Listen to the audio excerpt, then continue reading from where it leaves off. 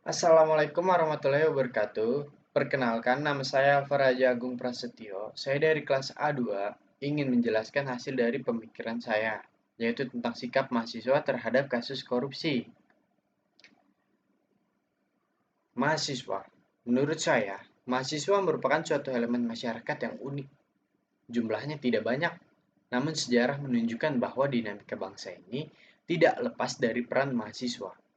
Walaupun zaman terus bergerak dan berubah, namun tetap ada yang tidak berubah dari mahasiswa, yaitu semangat dan idealisme mereka. Semangat-semangat yang berkobar dalam diri mahasiswa, semangat yang mendasari perbuatan untuk melakukan perubahan-perubahan atas keadaan yang dianggapnya tidak adil. Mimpi-mimpi besar akan bangsanya, intuisi dan hati kecilnya akan selalu menyerukan idealisme.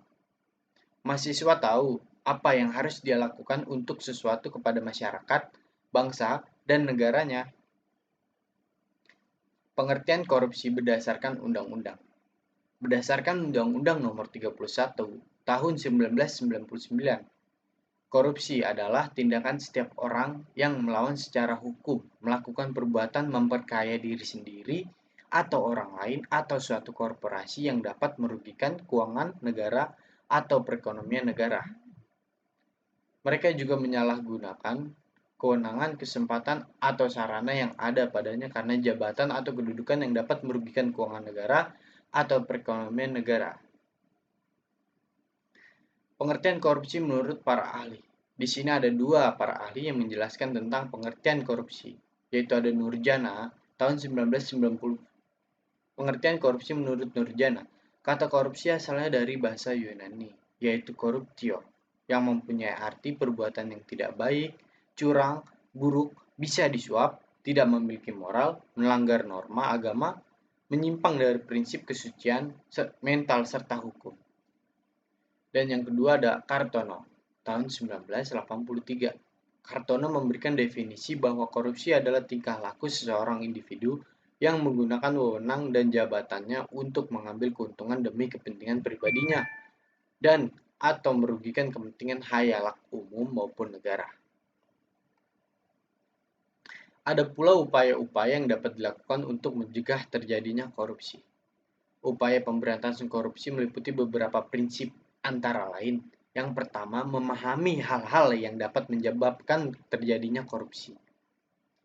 Yang kedua, upaya pencegahan, investigasi, serta edukasi dilakukan secara bersamaan.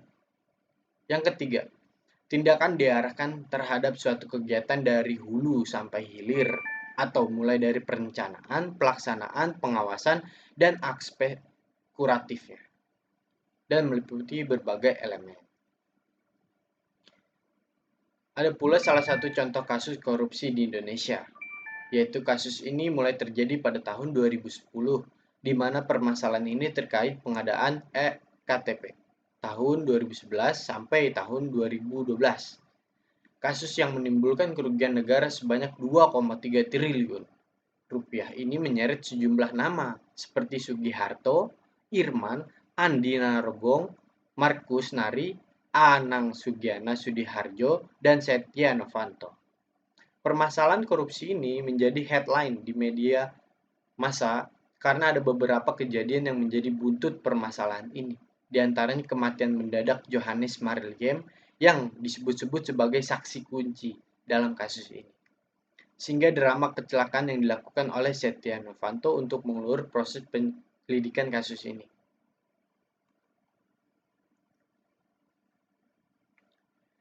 Dan juga saya mempunyai tanggapan mengenai hukuman kasus korupsi yang seharusnya diterapkan. Menurut saya, hukuman untuk para koruptor bukan dipenjara seumur hidup, melainkan hukuman mati untuk mereka. Karena itu sesuai dengan kerugian yang telah diperbuat oleh para koruptor kepada negara.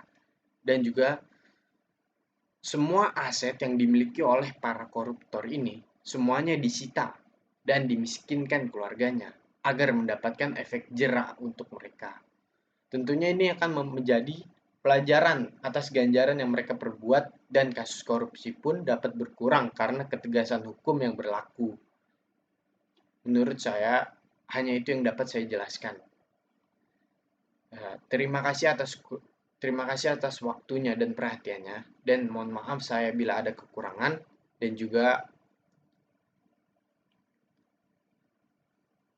terima kasih atas waktunya.